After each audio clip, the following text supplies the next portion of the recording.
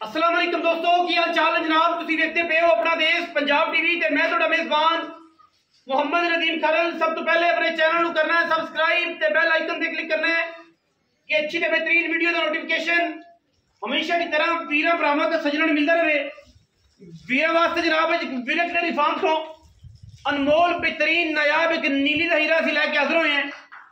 वीर तसल्ली करनगे मझ नूं सुबह दूसरा है पहले ये सारिया गल्लां जनाब सामने आ जाणगियां सिर्फ 5 मिनट की मुसाफत तो बाद लड़ने के मुकद्दर ने जी। इंशाअल्लाह वीरां वास्ते जनाब मशकां दे लगे हुए हवाने मरले मरले की बेहतरीन वंड पूरे हवाने ते गट गट पशम खूबसूरत लिबास पंडा दे मैन हवाने मैं पूरी जवान पूरी बरियाम और माशाल्लाह पीढ़ियां के पावर का खूबसूरत थान पूरी पत्थर झोटी है दूजे ने और वीरां दे सामने माशाल्लाह पिछे मैं ते कट्टा नाड़वे दे विच जिदा दिल करे 2 टाइम 3 टाइम साडी आवाज है 4 टाइम मैं चो के जावे एवें नहीं जानी।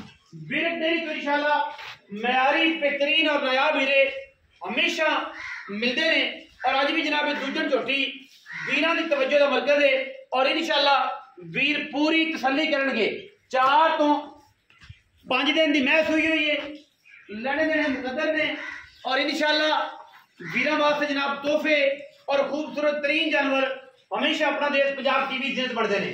मैं जनाब कंड चेक करनी केडी पद्धर है माशाल्लाह पुछल दा सिट्टा चिट्टा है बड़ी पद्धर बड़ी जवान झोटी बड़े रंगा रूपा वाली झोटी दूजण है सिर उत्तू जाके कुंडा जाफरी सिंह भी इहनूं कहंदे ने अखां दोवें सावे जवाब मत्थे तो हल्की जजी 36 मैं 36 सारी मैं दे उत्ते गिट गिट पशम है दुन्नी तो लैके सार ताई सार तो लैके तुन्नी तक मैं हवाने चेक करने ने कैमरे की निगाह दे विच मैं हवाना केडा लम्मा है माशाल्लाह पूरी एक लेंथ है और पूरा लम्मा चौड़ा वाना है झोटी नूं। दूजन जनाब झोटी पिछे कट्टा है 3 तो 4 दिन जनाब सुई हुई है बाकी लड़ देने हमेशा की तरह मुकद्दर होंदे ने। तुहाडे वीर की पूरी कोशिश ते मेहनत होंदी है कि नीली के ब्रांड हमेशा विखावे और अच्छे तो अच्छा विखावे। बाकी तोड़ फेर के मैं दी पूरी तसल्ली करवावांगे चौधरी अपना याद विरक साहब ने या उन्होंने भाई ने साहब विरक ने ये जनाब गल्लां सामने आ जाएंगियां। चौधरी साहब विरक तहसील आरीवाला जिला पाकपतन जनाब बेहतरीन और नायाब नीली के जानवर जिहड़े 2 टाइम 3 टाइम तसल्ली करके ले जाने ने तुसीं आके ले जा सकते हो कोई एतराज नहीं है। मैं दी सारी फिजिकल रिपोर्ट देने जी माशाल्लाह तोड़ फेर के तसल्ली करा के टोरिया जी मैं जट साहब जो मैं टोरे मैनू सिर का गट उच्चा है उत्तों जाके सिंह मोड़दी है जिन्होंने कहते हैं जाफरी सिंह मैं चक्कर माशा मैं पसमी होवे मैं दे थणा विच मैं ठुकी होवे मैं जनाब आकड़ी होवे सारा कुछ होवे असीं जनाब रुपया एक नहीं लेना मैनू रूटीन वाला बनना है और माशाल्लाह टाइम टू टाइम है अल्लाह के फजलो करम नाल चुकदी है। बाकी किसी किस्म का कोई ऐब नहीं कोई वादा घाटा नहीं।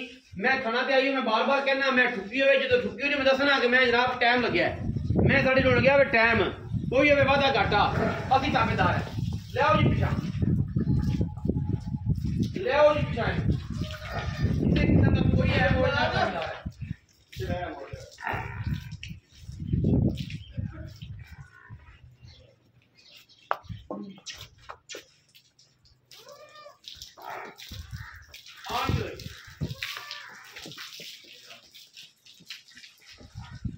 कट्टा जनाब पिछे नाड़वे दे विच कट्टा मैं जे टोरा वेखिया मेरे वीरां ने मैं जे तसल्लियां कीतियां मेरे वीरां ने कोई ऐब कोई वादा कोई घाटा छट्टा फौरा गंढ मरोड़ी होवे मैच आन जान का जनाब किराया भी देंगे ते नाल मादरत भी करांगे। ए जनाब बिल्कुल कच्चा नाड़वे दे विच जनाब कट्टा है और मैं जनाब दूसरा सुआ या तीसरा सुई है चौधरी साहब विरक साहब जनाब दसणगे इस मैं दे बारे पूरी जानकारी पूरी डिटेल बाकी लेने देने शानदार मुकद्दर ये वीरां ने जनाब आप तसल्ली करनी है।